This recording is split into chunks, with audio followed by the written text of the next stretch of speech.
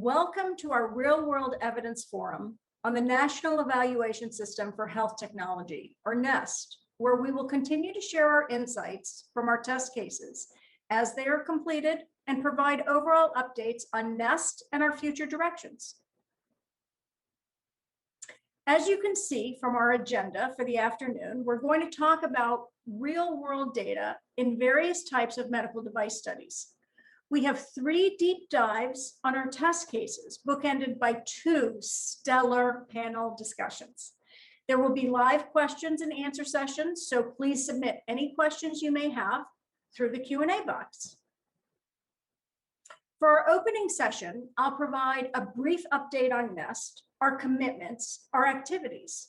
We'll then be joined by a panel of industry leaders to discuss what's next in real-world evidence. As you may know, NEST consists of 3 core initiatives, driving value to all of our stakeholders within the medical device ecosystem. Our first initiative is our research program, where NEST serves as a coordinating center for delivering high-quality real-world evidence in the evaluation of medical devices and health technologies for regulatory, reimbursement, and clinical decision-making. Next is active surveillance, where through dedicated funding from the FDA CDRH, we're able to establish a first-of-its-kind medical device active surveillance system and a roadmap to conduct timely, software-based, real-world data analysis of medical devices for safety signal detection, refinement, and trending. And NEST has been recognized by the FDA as a collaborative community, working to address common needs related to medical devices and real-world data, and initiatives that impact the entire ecosystem of stakeholders. We're currently working on our first project, which is on unique device identifiers, or UDI. In addition to our core initiatives, NEST also has collaborations with other programs within the Medical Device Innovation Consortium, or MDIC. And these look to advance the use of real-world evidence. Some of these initiatives include SHIELD, which stands for Systemic Harmonization and Interoperability Enhancement for Lab Data. These are for in vitro diagnostic devices. Our HEPV program, or Health Economics and Patient Value, examines real-world evidence efforts in providing that evidentiary requirement for coverage, improving pathways for reimbursement, and amplifying the patient voice in selection of treatment options. Our EEM, or External Evidence Methods, uses new innovative analytical methods, as well as engineering, modeling, and simulation for medical device clinical trial decision-making. And finally, collaborating with our clinical science and medical officer, or CSMO group, in developing the real-world evidence guiding principles. As NEST was established, some of our funding has come from the Medical Device User Fee Act, or MDUFA 4, for which NEST has 4 major commitments to deliver. The first was to implement pilots, or test cases as we call them, for at least 2 product codes within the 510(k) and PMA pathways, and that those pilots should take place over 3 years. We've made tremendous progress and expect that 18 of the 21 test cases will be completed by the end of the 3rd quarter this year. Our next commitment was that a third party will conduct an assessment at the end of the pilots to evaluate the strengths, the limitations, the appropriate use of real-world evidence for pre-market decision-making. We have engaged the RAND Corporation to perform these independent assessments. And given the timing of the completion of these test cases, RAND has already begun the process with the first 8. The final report will be available after all the test cases are completed and the assessments are performed. Our next commitment was that no later than October 1st, 2020, we hold a public meeting to review and evaluate the progress and outcomes. We did hold a NEST forum on September 22nd. Those recordings are available on the NEST website. But in the spirit of the commitment, we're also dedicated to holding these mini forums like today as we continue to complete our test cases, to continue to share the learnings, the insights, to benefit the entire community. Our final commitment was that the coordinating center seek ways to make NEST financially self-sustaining. As many know, NEST opened our doors to sponsored research and external funding in June 2020, as we continue to work through our business plan for self-sustainability. I've mentioned previously that NEST has implemented 21 test cases or pilots. One of the main objectives of these pilots are to explore the feasibility of working with various sources of real-world data within our network collaborators, but also to help identify areas where NEST can develop efficiencies in using real-world data. We've managed to execute these pilots in a variety of therapeutic areas across a variety of product codes within the 510(k) and PMA regulatory pathways. We've worked with what I will call both traditional medical devices, but also diagnostics and digital health technologies across various stages of the total product lifecycle. The submitting organizations include large, mid-size, and smaller medical device companies, as well as the FDA and patient advocacy organizations. And we continue to learn from these experiences.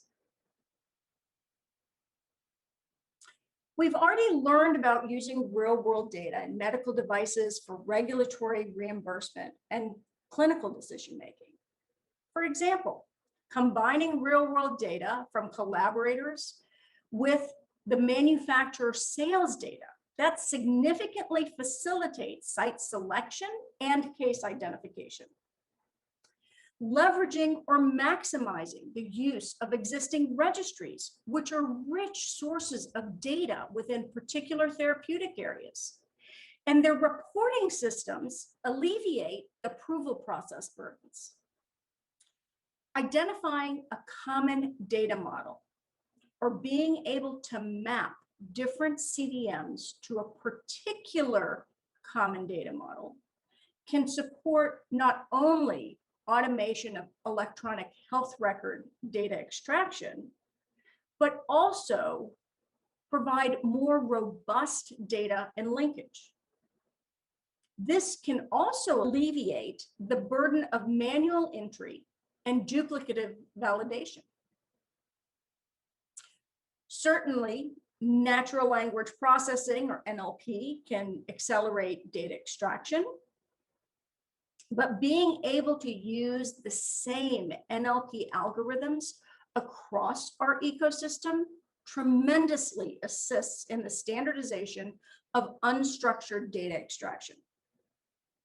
And our multidisciplinary research teams are really key to the effective real-world data studies, so that we not only have the clinical expertise, but also experts in data science, informatics, data engineering, coding specialists, researchers, and the like. We have identified other data and research challenges that NEST is actively seeking potential solutions. These include the lack of UDI adoption and EHR, the lack of longer-term follow-up that might be available, the limited specificity of procedures and diagnosis codes, identification of research sites for optimal case volume, and the lack of existing phenotypes for conditions. Last but not least, that will always be there, are data ownership and sharing issues. One of our major opportunities, though, is to provide playbooks for using real-world data in medical device studies. Both our research methods and data quality frameworks were initially released last year. They are currently being transformed into real-world evidence standards for sponsors, FDA reviewers, and other stakeholders. The research methods framework is defining the expectations on the type of study design, statistical methods, and the data sources for different types of studies.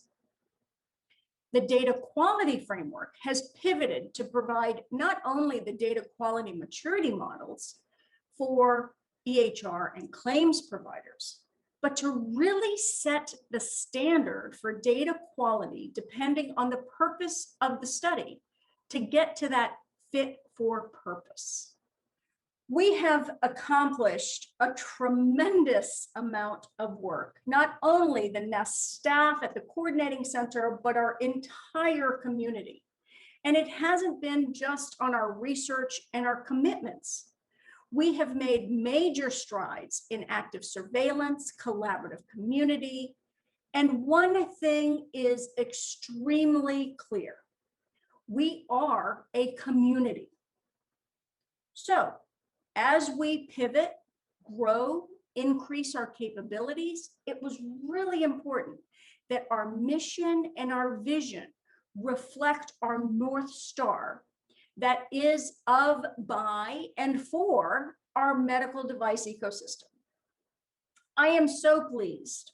Our new mission involves the entire NEST community because the NEST community is passionately committed to transforming the way medical device technologies are tested, approved, and monitored.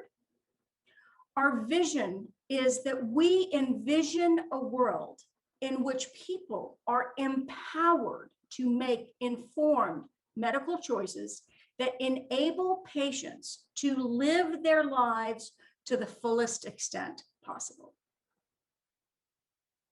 With this, we are striving to provide that quality evidence by design. By leveraging our unique position, we combine real-world evidence with unparalleled expertise to accelerate patient access to safe and effective medical technology. And it really is for the end user, which is the patient. We are curating the right data sources and expertise, catalyzing that transparent and traceable real-world data provenance, and creating a unique environment for effective and objective research. We continue to build on our foundation to deliver on the vision of real-world evidence in the medical device ecosystem.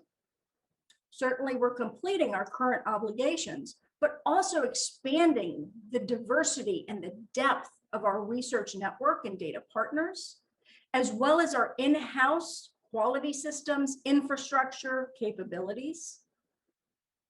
We're looking to bridge the gap between registries and EHR and claims data to case report forms or other databases, and potentially looking to explore that certification or evaluation of our networks or data partners for the various types of studies. We are providing standards for real-world evidence principles, research methods, data quality, fit for purpose through more diverse data sets, different device types, such as IVDs, imaging, digital health, and combination devices. And to really have an impact on the total product lifecycle, expanding the use of real-world data the moment it hits the clinical stage with first-in-man, early feasibility, the randomized control trials, pragmatic control trials, and the like.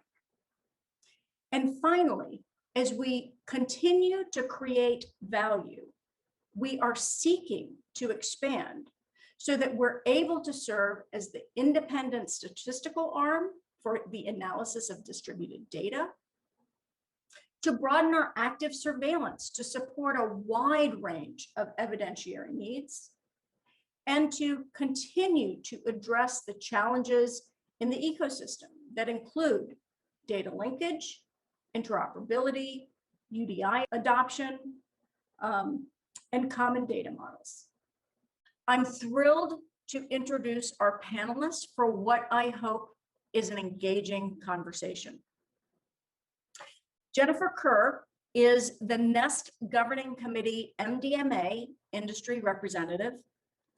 Jennifer is president of Cook Research Incorporated and has been involved in the medical device industry for 25 years.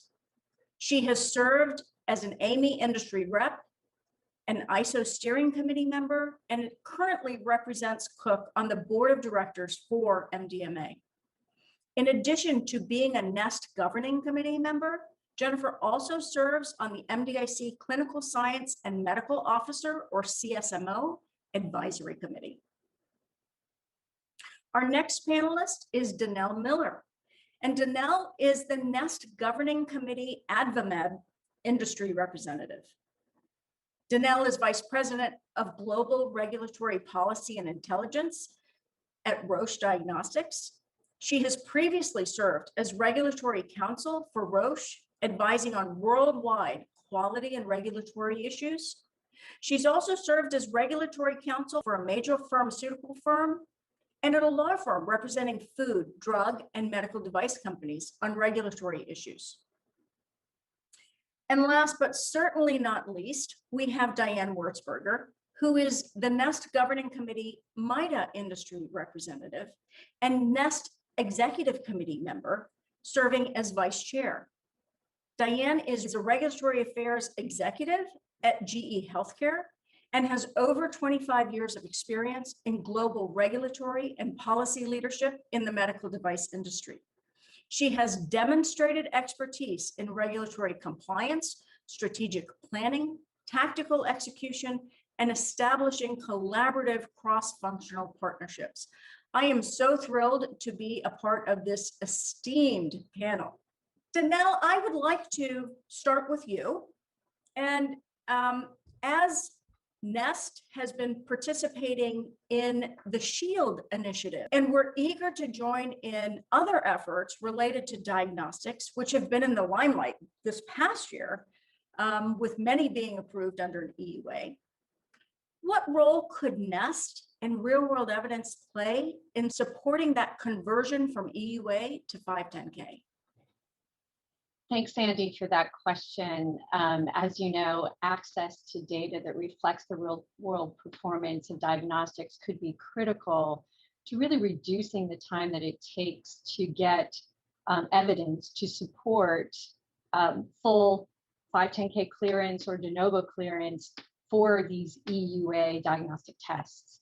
SHIELD was a very important and has been a very important element to getting what is called a LOINC code adopted by institutions so that we can identify how IVDs are being used. When you combine LOINC with UDI, there's a lot of data that can be collected as long as it's adopted by the institutions.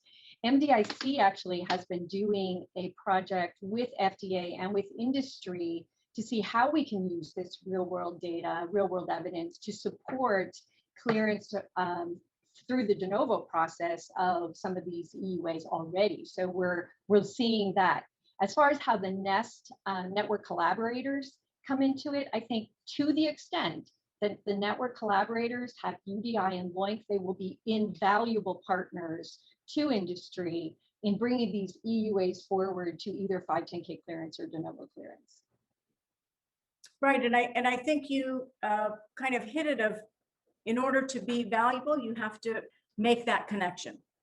Right, you have to be able to access the data, and the only way that you can access data for IVDs is to know which IVD was being used and how it was being used. And unfortunately, right now, if you think about it, a lot of institutions put their lab reports in a PDF and attach it to an electronic health record. So you don't have easy access to that data. So to the extent that the NEST, network collaborators are working on UDI and LOINC, that's a tremendous path toward opening up real-world data and ultimately real-world evidence for IVDs. Jennifer, if I can kind of tag on a little bit on that question, but expand it. For you, which medical device ecosystem topics or areas of focus would you like to see NEST address in order to expand our reach and our impact? So in other words, from your perspective, what needs to be on our radar that hasn't been? Oh my gosh, Sandy, where do you begin? We don't have enough time, right? From that standpoint.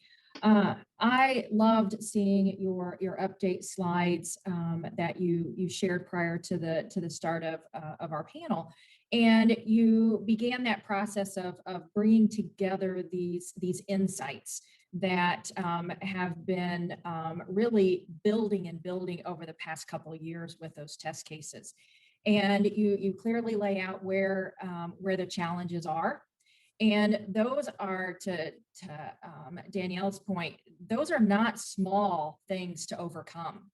And I think it is really critical for NEST, and I truly believe that this is an advantage that NEST has compared to other groups, where you are bringing the stakeholders together. And we really need to look at those challenges and keep working through those, because if we can't overcome those fundamental challenges with the stakeholders, we are not going to be able to truly harness the value and the insight that we'll gain with real world data. And as I was thinking about the material that you shared, we talk about real world data, we talk about real world evidence, but what you're bringing into this, what NEST is bringing into it, is real world experience. So we have yet another one. It's we have to be able to take these experiences and allow industry, allow really what you were saying at the beginning, these medium-sized companies, which is where MDMA is, and say, you can do this. These are experiences that other people have lived through, and it can be, it can work for you. But if we can't get through those challenges of the UDI, the medical records, the coding, that takes time, that takes money. And for our smaller companies in the med tech industry, which accounts for literally thousands in the United States, I think maybe 8,000, it needs to be affordable, it needs to be available, it needs to be accessible.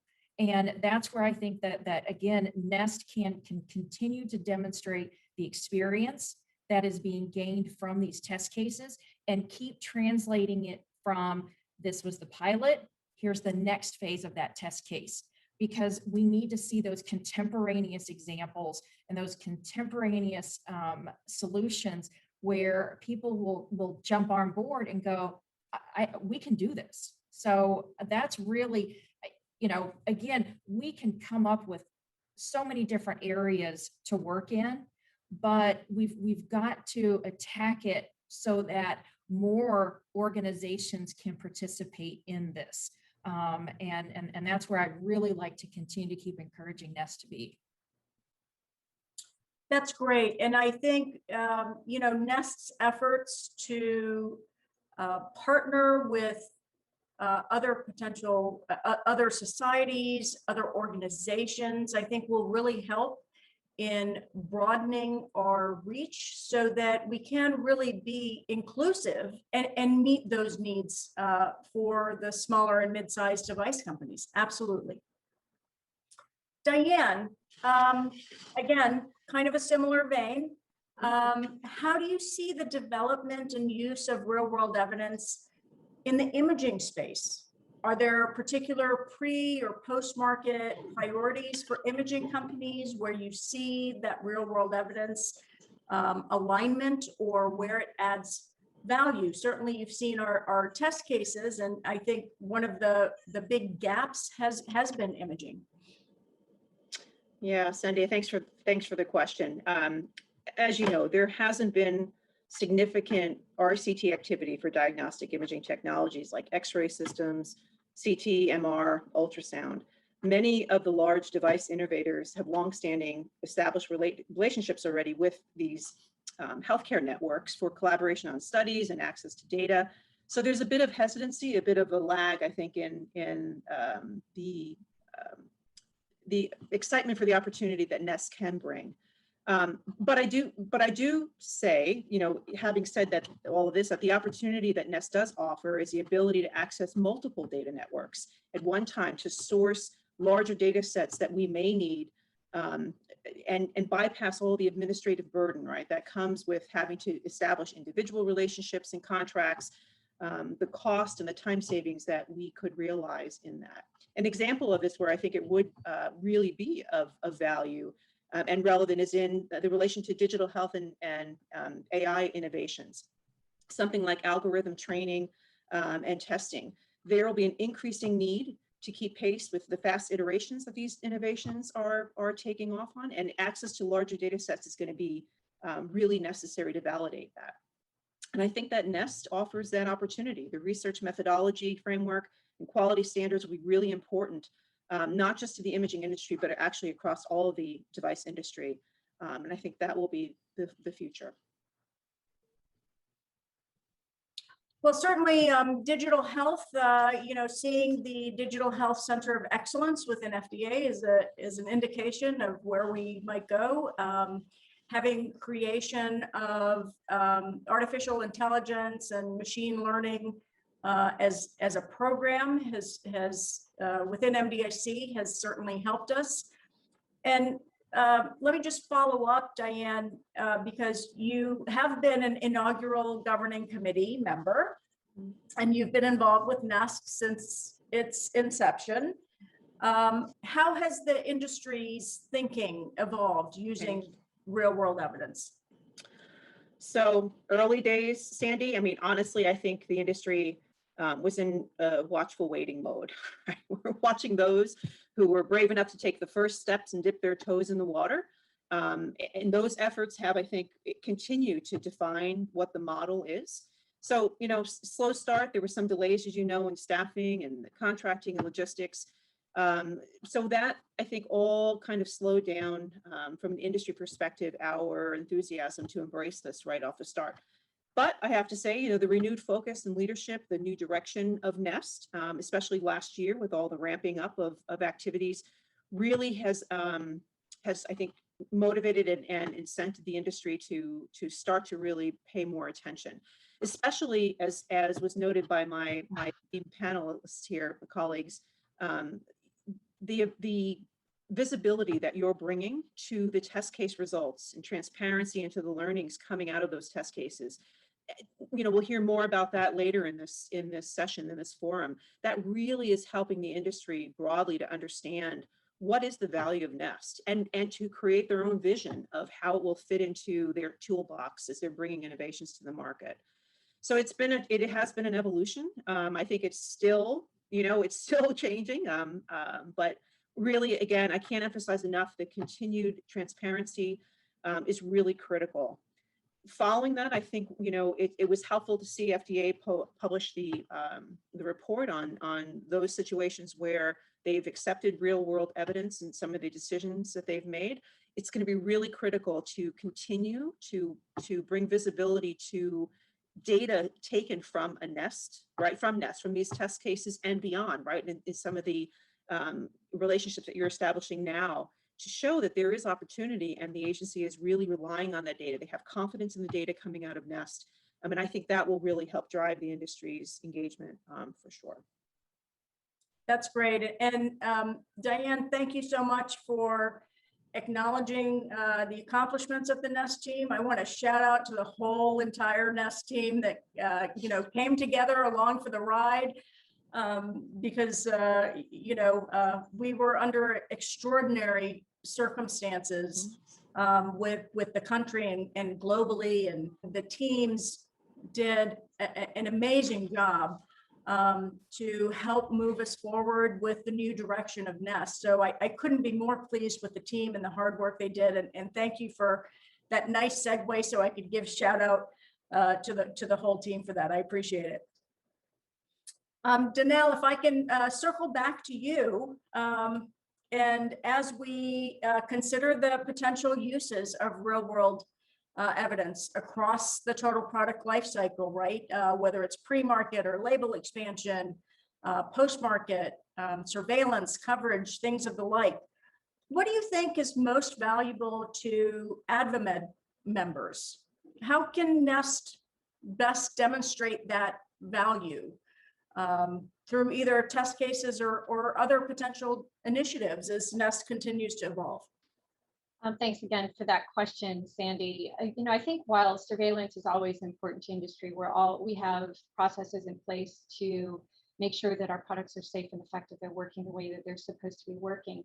Where we see the greatest value from something like Nest, where we have network collaborators who have this real world data that hopefully, is the highest of quality that can be accepted by FDA, is in that pre-market, where we can use that real world data to become real world evidence to either support and supplement a clinical study or in lieu of a clinical study that can speed time to market, get these innovations to patients faster.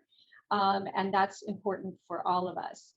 The key is actually something that Diane hit on, is making sure that FDA is comfortable with the quality of the data that's coming out of the Nest.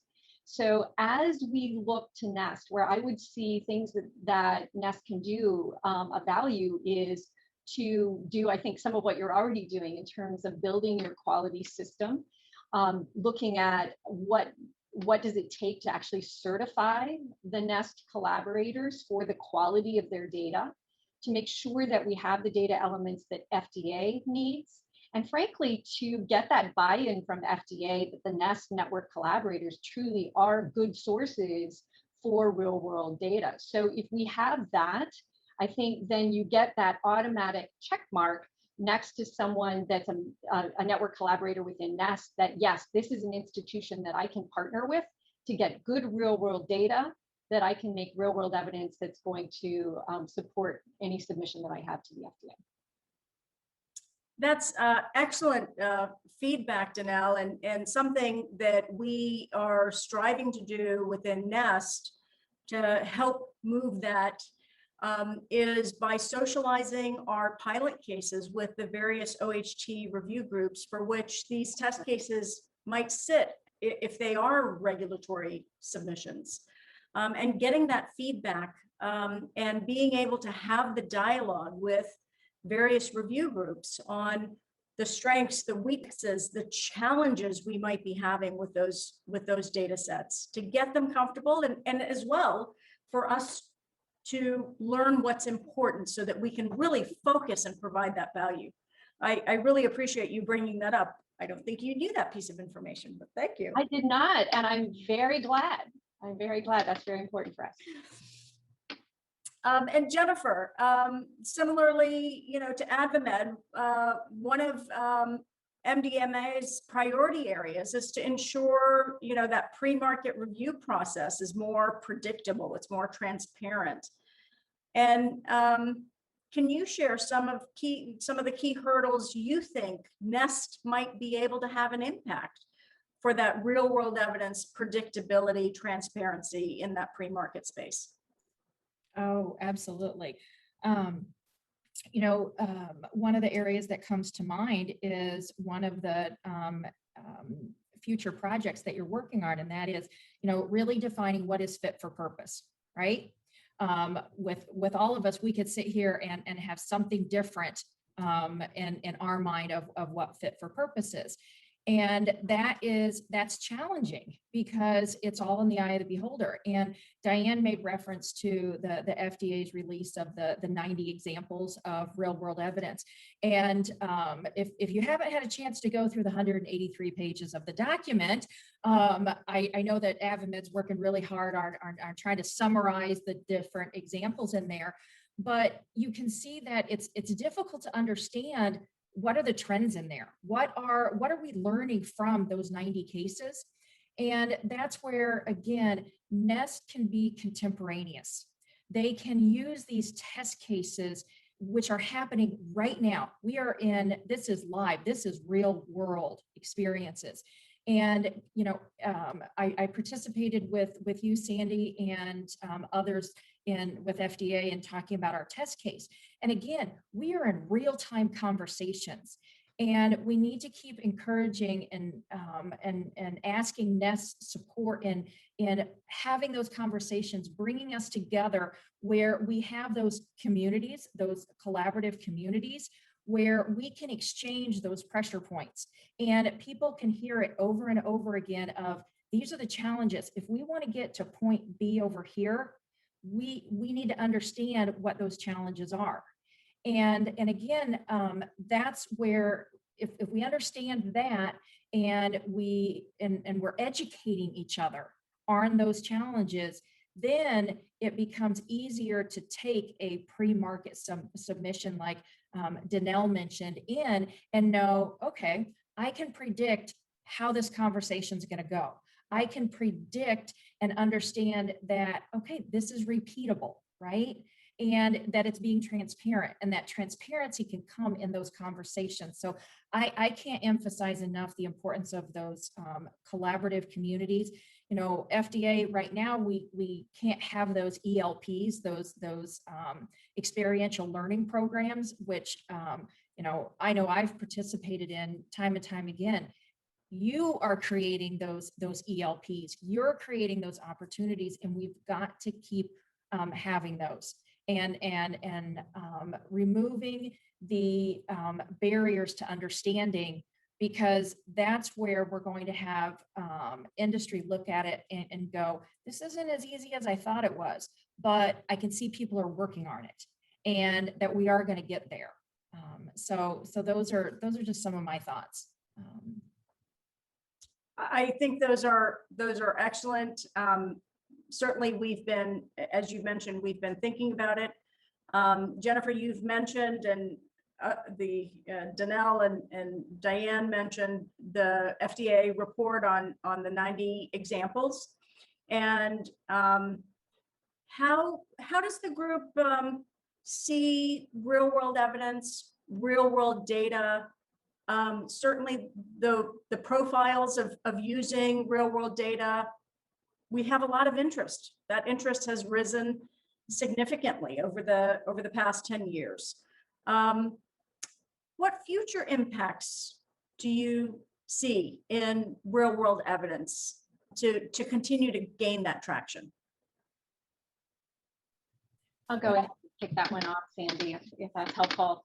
I mentioned earlier this project or initiative that MDIC is doing that's called an open hand, where FDA is working with currently 2 different industry members and probably a third, where they're really doing like an open hand, where you teach somebody how to play cards, you play an open hand. And so everybody can see how it's done. While it's not allowing access to proprietary information clearly for these companies, the FDA is using this as a learning, not only for industry, but for FDA as well. It's this type of learning that is going to be critical to getting full acceptance of real world evidence. I mean, right now, yes, we have examples, but it is not I think the use of real world evidence is the exception and not the rule. What we'd like to see is it becomes more of the rule. And that's because there's much more guidance. The reviewers are much more comfortable with what they're looking for in terms of data elements, in terms of quality. There's more guidance out there. And that, I think, is just going to take industry and FDA continuing to plow through it. And I think NEST does have a role here, as we said, with the quality of the data. If FDA has more comfort with the source of the data, then that removes one of the barriers to getting the data accepted. Right. So I think that the more that we can learn and struggle through this together, I think the faster the acceptance is going to be.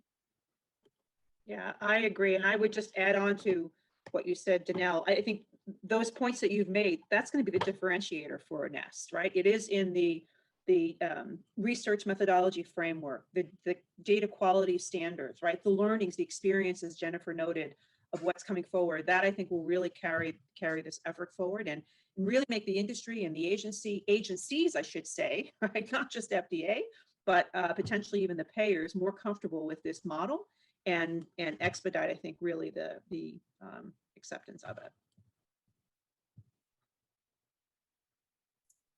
Agree. And I would also go so far as to say that, you know, with everything that's happening in Europe around the MDR and the, you know, officially being adopted and implemented this month, later this month, is I again believe that FDA in the US and the med tech industry, we can set the tone for this for the rest of the world.